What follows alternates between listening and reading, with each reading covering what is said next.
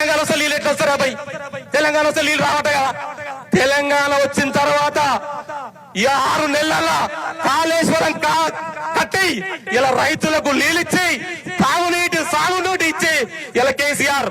అట్లాగే తెలంగాణ వస్తే ఒక మాట చెప్పారు, తెలంగాణ వస్తే 24 గంటల కరెంట్ రాదు, అసలు కష్టమైతుంది, అసలు కరెంటే రాదన్నారు. 6 గంటలు 7 గంటల కరెంట్ ఇచ్చేది కేసీఆర్. తెలంగాణ వచ్చినాక 24 గంటలు ఇచ్చిండు. అది కేసీఆర్ దమ్ము. ఎప్పుడు నిరంతరం ప్రజల కోసం ఆలోచించే వ్యక్తి కేసీఆర్. ప్రజల అవసరాలు, ప్రజల కష్టాలకు ఆలోచించేది కేసీఆర్. ఇలా జిన్నారం మండలానికి ఇలా జంగంపేటకించి డబుల్ రోడ్, బొంతపల్లికించి డబుల్ రోడ్, మంగంపేటకించి డబుల్ రోడ్, కొడకంచికించి డబుల్ రోడ్, లక్ష్మణ్గూడెంకించి డబుల్ రోడ్, ఇలా ఊచకించి డబుల్ రోడ్. ఇది ఎంత పెద్ద ఆలోచన. ఇలా ఈ రేట్లు ఎందుకు పెరిగినాయి? ఇలా మన భూముల రేట్లు ఎందుకు పెరిగినాయి? కేసీఆర్ ఆలోచన చేసి డబుల్ రోడ్ చేసింది కాబట్టి ఇలా మన భూములకు రేట్ వచ్చింది.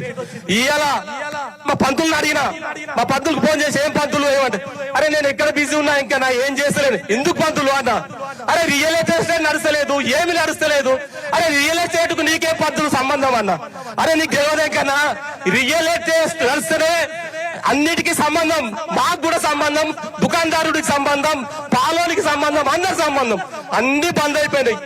అసలు వ్యాపారమే లేదు, అమ్మేటోడు లేడు. ఎవడన్నా బిడ్డ పెళ్లి వచ్చిందంటే 2 గుంటలు అమ్మి బిడ్డ పెళ్లి చేద్దామంటే అది లేదు. కొంటోడు లేడు, వస్తోడు లేడు, తిరుగుతోడు లేడు. నాశనం చేసింది ఈ రాష్ట్రాన్ని సర్వనాశనం చేసి ఇంకా గొప్పలు చెప్తున్నారు. 2 సంవత్సరాలు అవుతుందిరా నాయన, ఇంకెప్పుడు చేస్తావు? ఏం చేస్తావు? ఉన్న స్కీమ్లన్నీ బంద్ పెట్టినావు. ఏ స్కీము చక్కగా ఇయ్యవు, ఏ స్కీము చక్కగా రాదు. ఆ ఇండ్లు చెప్పిరు 60 గజాలే ఉండాలంట. 60 గజాల కన్నా ఎక్కువ కడితే ఇయ్యారట. 60 గజాలలో ఉన్న కడతాడా? సాధ్యమవుతుందా? అది ఎట్లా సాధ్యమవుతుంది? 100 గజాలు కట్టుకుంటే రేపు వాళ్ళ పిల్లలకు కూడా పనికొస్తుంది.